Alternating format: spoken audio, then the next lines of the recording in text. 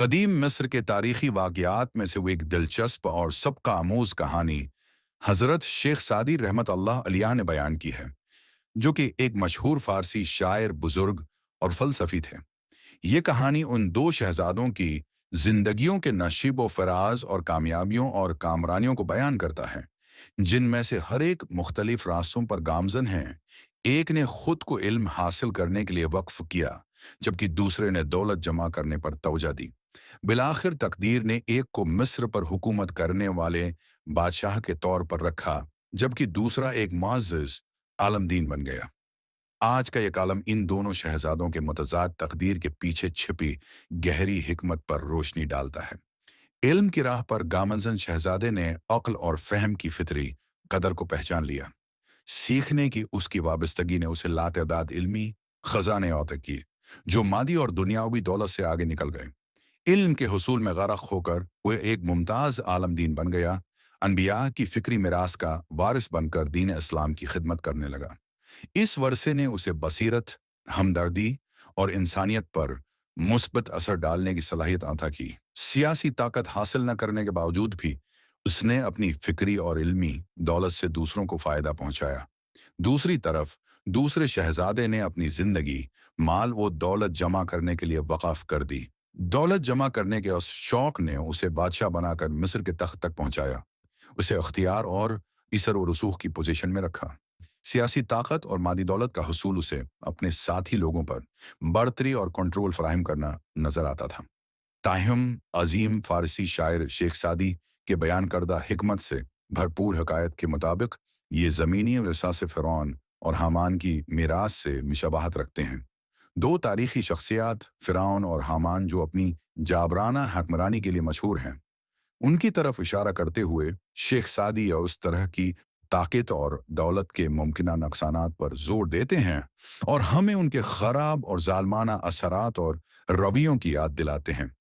काफी सालों के बाद जब आलिम और बादशाह आपस में मिले तो उनके दरमियान मकालमा शुरू हुआ। बादशाह ने हकारत के आलम में कहा कि मैंने तख्त हासिल किया है, जबकि आलम गुर्बत के बोझ तले दब गया था। उसके जवाब में आलम ने तशक्कुर से लबरेज होकर अल्लाह ताली का शुक्र अदा किया कि अनबिया की हिकमत की विरासत उन्हें मिली है। इसने निशानदही की कि बादशाह ने फ़िरौन और हामान की विरासत हासिल की थी, जिससे सियासी ताकत के मुमकिना मुनफी नताइज ज़ाहिर होते हैं। इन दोनों की ये मुलाकात ताकत की हकीकी नवीयत और इल्म की कदर की एक पुरजोश याद दहानी के तौर पर काम करती है। आलिम इंसानियत की बेहतरी के लिए इस्तेमाल होने वाली ताकत और ज़ाती फ़ायदे और जब्र के लिए इस्तेमाल होने वाली ताकत के दरमियान बुनियादी फ़र्क को इजागर करता है। अगरच्चा बादशाह के पास अख्तियार हो सकता है, लेकिन यह वो आलम है जो अपनी हासिल करदा हिकमत के ज़रिए मुआशरे पर मुस्बित असर डालने की सलाहियत रखता है।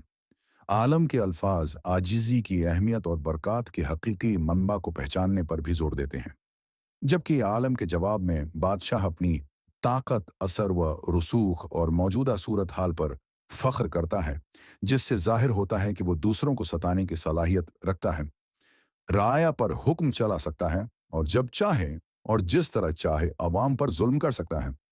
ये नुक्ता नज़र हमें अज़मत के हकीकी पैमाना पर गौर करने की तरगीब देता है और इस हद तक कि दूसरों पर हमारा असर हमारी कदर व कीमत की वजाहत करता है। ये वाक़या हमें ये सवाल करने की दावत देता है कि क्या सिर्फ ताकत और दौलत ही हकीकी तकमील का बाज़ बन सकती है, या इज्तिमाई फलाह के लिए अपनी सलाहियतों को इस्तेमाल करने की कोई गहरी अहमियत भी है।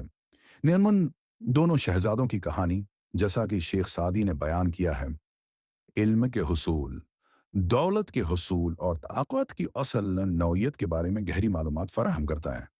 ये वाक़या हमें याद दिलाता है कि अगरच्चा मादी उसासे और सियासी इख्तियार बर्तरी का एहसास फराहम कर सकते हैं, लेकिन हकीकी खजाने हिकमत, हमदर्दी और मुस्बत इसर व रसूख में पोशीदा हैं, जो हम दूसरों पर डाल सकते हैं। और नबिया की विरासत की तारीफ करते हुए इस कहानी में आलम इस तसव्वुर की मिसाल देता है कि हकीकी बरक़ात को काबू करने की सलाहियत से नहीं, बल्कि इंसानियत की बेहतरी में अपना हिस्सा डालने के मौक़े से मापा जाता है।